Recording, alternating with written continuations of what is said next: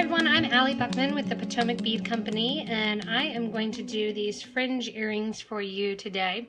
They actually can be made into earrings or a pendant if you want to do it on a larger scale. This is really popular right now with that kind of boho chic look, so I decided to do a video for you guys. We've had this on our schedule for a while, but I've never actually sat down and made one on camera here. This one was made by Jenny in our Hagerstown store, and we're going to be using 11/0 seed beads and some 3mm bugle beads. The bugle beads that I'm using to make my next earring are going to be the white champagne luster in 11/0s. I'm using the 11/0s in crystal magic copper, which is going to have some kind of fun greenish brown tones to it. I'm using just a straight black bugle bead. And then I'm using a matte silver lined gold in my other 11/0 color. I played around a little bit more here with the color mix. You can go crazy, you can do it all with the same color, it's kind of up to you, but I'm going to be using those 3 colors of 11/0s and then my 1 bugle color. I'm stringing on 0.006 green wildfire thread. I use the green a lot because it hides the thread a lot with all different colors. I'm also using a size 10 English beading needle, and this is the Pony brand beading needle. Sitting near my bead mat, I have my other ear wire because I'm going to be using 2 ear wires. This here is a gold kidney back ear wire. This one here is the silver coated copper flower. So if you do like that one, we have that in silver as well as the copper color. But I'm just going to use simple kidneys for this one here. So you need two ear wires and then your string, your needle. I also have my cutters here, my slip and snip cutters. I'm working on a bead mat. I have some super new glue handy, and then also you want to have your thread burner handy as well, so that way you can burn down the edges of your thread. So I just have the thread Zep 2. There's the thread Zep 2 as well as the Ultra out now. So to get started to make my other pair of my V fringe earrings here, I'm going to be using about 30 inches of thread, and I've put that on my needle. So I'm working with 1 needle. I'm going to push my first one off to the side and get my second one started. If you play around with the pattern, do one. If you like it, do the other. If you like the second one better and you like the pattern, cut it apart. They don't take that much time. So we are going to be starting with our thread, and we're going to be using 2 stitches when we're doing this. We're using a fringe technique, and then we're also using a brick stitch here at the top. My brick stitch section, it's a hard one to say there, is 7 long. And we're going to be doing 7 long, and then as you can see, that brick stitch is going to graduate and get lower and lower until we're down to 2 beads here. So I'm going to be starting with 7 beads, and I'm starting those with my champagne luster. And we're going to start brick stitch with a actual ladder stitch technique. That's how we're going to get into our brick stitch. I'm going to be leaving just a tiny bit of a tail, only about 1.5 inches, 2 inches, just enough that you can hold on and tie a knot. To start, I'm going to take 2 of my champagne color and let those drop down on my thread. I'm going to take my needle and thread back through both of those beads in a round circle. So the thread's going to wrap around, and what that's going to do is force the beads to sit next to one another. When they sit next to one another, they create thread bridges there. That's on the top and on the bottom. That's what we're going to grab onto when we are doing our brick stitch. So I'm going to continue this technique. I'm going to put a bead on in a rounded fashion, sew through the bead that I just came out of. That's going to bring my thread around. Push that bead that you just put on into that line of ladder stitch, and then sew back up through the bead that you just added. I'm going to do that again. Put on my bead in a circular fashion, so my needle is going into the opposite end of where my thread is coming out. Once that bead is laying down in place, I'm going to sew down through the bead just added. Give a nice tight pull at the end, and it'll sit a little bit cockeyed here as you're working with it. Don't worry about that, it'll straighten up as we go on to the top. So I'm going to continue adding this, again 7 long, going around and down and up. The next one will come down towards me at the end. So it's always going to be switching which way your needle is coming out. It'll come out the bottom, it'll come out the top. And that's going to get our ladder stitch. So I have 6 on here and I need 1 more to get my 7th. If you want to do this longer, you just keep going. If you want to do it a pendant style, you can do it actually in a size 8 bead instead of an 11. And now I am going to stop because I have 7 long here.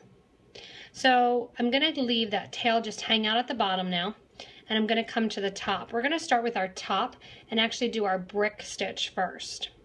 When I'm starting a row of brick stitch, we're going to hook onto those thread bridges that are going along here. I'm going to start with 2 beads to start out with. After this, I'll do 1 bead at a time. Because I have 7 beads in my ladder stitch row, I'm only going to be putting 6 on this first row of brick stitch. Again, we're going to start with 2 beads, pick up the second thread bridge. So there's the thread bridge in between beads 1 and 2. I'm going in the thread bridge between beads 2 and 3. I'm going to pull that thread, and then I'm going to bring my needle back through that second gold bead that I added. What that's going to do is, as I pull tight, force that gold bead to sit upright. So it's not sitting to the side, it's sitting upright. I'm going to add another gold bead on, this time just 1. The only time I add 2 is at the start of each row. I go through the next thread bridge, which is going to be between beads 3 and 4, and then I'm going to go up my 11-0.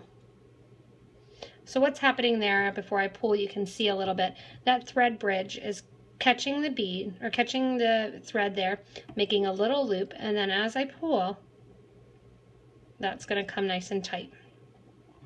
I'm going to continue on. I add a bead, sew through the next thread bridge there, then I'm going to sew back up the 11-0. And you'll notice too, as you're doing this, that every other thread bridge has 2 threads. I do go and hook on to both. That first bead in our row is sitting a little funky. That will straighten out once we get the next row on. So I'm going to continue adding these here. And I have 1 more to add because I have 5 on and I want to get 6 on. So I'm going to add that 6th bead at that last thread bridge, which is going to be a double one. And then I'm sewing, sewing back up. I'm going to give that a nice tight pull, and that gets that first row of brick stitch in. My next row of brick stitch, because my previous row was 6 here, is going to be 5. I switched in my example piece here, this set of earrings that I'm doing, instead of just doing 1 color at the top like my pearl one here, that pink opal and that aqua opal there, I'm switching to my magic color. So again, I'm starting my row. 2 beads are going to go on. I'm going to skip that first thread bridge and go to the second, since I'm putting 2 beads on. I sew underneath the thread bridge and then up through the second bead that I just put on. Give a nice tight pull, add a bead, sew under the next thread bridge. Oh, get my earring out of there.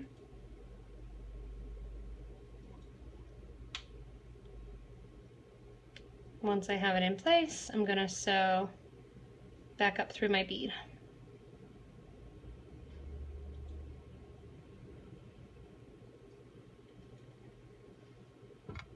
I'm going to continue this technique for the whole top of this V fringe earring.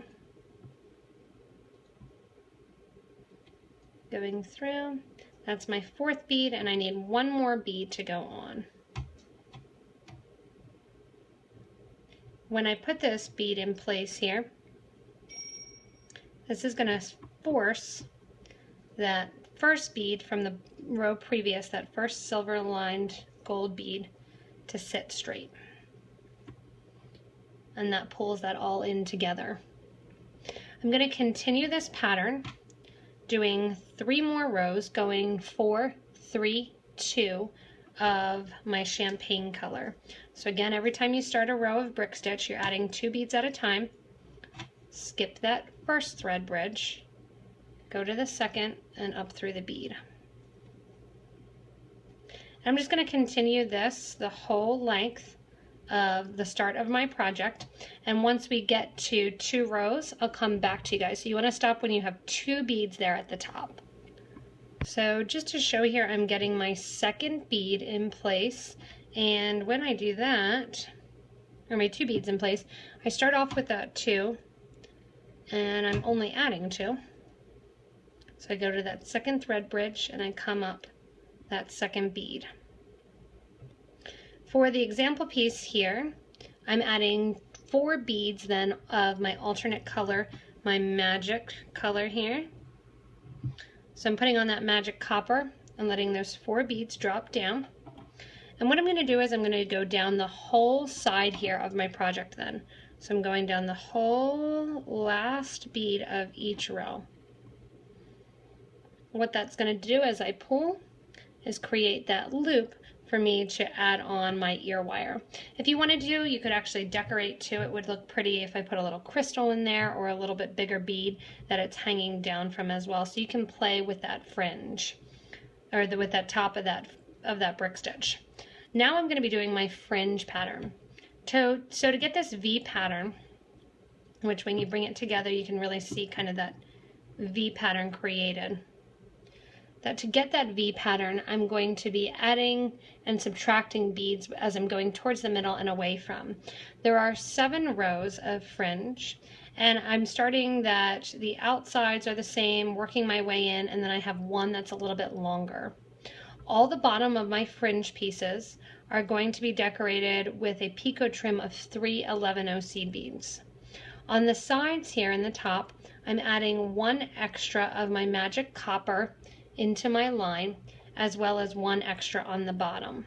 So to start, I'm coming out at the bottom of one of my brick stitch here, one of those, that first row of that ladder stitch, the end of the brick stitch, and I'm going to add 2 of my magic copper. Then I'm going to always add 3. Every time I add the champagne color from now on, I'm going to add 3 beads. So I have 3 of my champagne color, and the middle is always going to be the same as well. I'm going to add 1 of my gold, 1 black, 1 gold. So I have 1 gold, 1 black, 1 gold bead that I add. After that pattern, I'm going to repeat those 3 champagne color beads. Here at the bottom, I'm going to start off with 1 magic copper. So I start with 2 at the top, 1 at the bottom. The next row we increase to 3 at the top and 2 at the bottom. So the bottom amount is always going to be 1 less than the top when we're putting on the magic copper. So just 1 of my magic copper beads go on, and then I'm going to put 3 of my silver lined gold. And those 3 silver lined gold are going to be the fringe at the end of that V drop there. I'm going to let those 3 beads hang out, and I'm going to take my needle up through, starting with the magic copper, the whole way through the magic copper, and also that first of my champagne luster bead here that was in my ladder stitch, the start of the brick. Once I'm through there, that is my first row complete. I'm going to skip to the second one, and we're going to start to get this V effect. Here at the top, I'm going to add 3 beads of my magic copper because 2 is what I stopped with. So I'm going to add 3, and then always those 3 champagne, that rotation of my black bugle with golds on each side, and then 3 champagne. Then you can either look back to the previous little fringe before and see, okay, I need 2 because there's 1 on, or you can say, I have 3 on my needle, so that means I need 2 at the bottom. I'm then going to add my 3 beads for my picot trim and let everything drop down. Oops.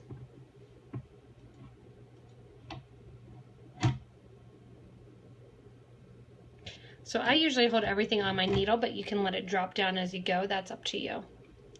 Once I have those on, you're going to skip those 3 beads of the picot trim and go back up through that whole entire row of fringe. I'm going to come out my 11-0 champagne color, giving a tight pull, skipping down to the 3rd row. The 3rd row I'm increasing to 4 at the top and 3 at the bottom. So I have 4 of my magic color, my 3 lusters, oops, and then my bugle, and then I'm going to do 3 of my magic, and I've got to put my 3 of my silver lined gold for my bottom fringe. So I pick those all up. Then I'm going to sew back up through all the beads, and again that bead of the ladder stitch that I'm coming out of, give a nice tight pull and make sure that that picot trim is in place. Once you have this, you can see that V starting, that gradient of the bugles dropping just a tiny bit. We're going to do the middle one here, and then I'm going to let you guys finish and repeat on the other side, the first 3. And here at the longest one in my middle, I'm going to add 5 of my magic green, or sorry, magic copper, and then 3 of my luster, my bugle bead with my 11-0 seed beads, 3 more of my champagne, and then here at the bottom of this fringe, I need 4 of my copper. Get my picot trim on. Let those all drop down and go back up through the whole entire thing. If you want to, you can also drop a seed bead or a drop bead, a teardrop. You can drop a cube, you could drop a 6mm bead, and you could also grade it so that way you're going from a 3, 4, 5, 6mm bead there at the bottom. So you can really play around with the design of these. This is kind of the most basic design and helping you to get and add to get that V pattern. So now I'm on to my last 3, and those are going to repeat the same as I did on the first 3, just in an opposite order. So it's going to go 4, 3, 2 at the top, and 3, 2, 1 at the bottom. So when I get to the end here, I have my 2 tail ends coming out right at the same point, and all I'm going to do is tie a knot to tie those together. And they're going to be coming out right at the top of one of those fringe pieces. I'm going to tie one to the other and did a series of 2 knots. Then what I'm going to do is dab a little tiny bit of glue onto the project there. I'm going to do the same thing on my example piece because I haven't glued there yet. Let the glue dry a little bit. You can either take your thread snips here, or you can take your burner, cut down the edges of the thread, and if you still have just a tiny little bit of thread ends left, you can take your burner and burn down those as well. So that way you don't have those thread ends showing. And that's it. They're very simple to get this fringe V earring. Again, you can really kind of play up with the design. All I'm going to do then, because these kitty back earrings are very, very simple, they open up. I'm going to slide through that loop that I created and push it right down there into that little resting place. And there you have your earrings. So it's fun to get kind of that V, it's that boho chic kind of Native American look of the fringed earrings. You can make them in all different designs, all different colors. You can drop down different beads on the end, so don't limit yourself, really kind of play around. It's a good thing also because you don't need a ton of beads. I didn't say exactly at the start, but really you're only using 14 bugles, so you could share that kind of and switch that up with crystals if you wanted to.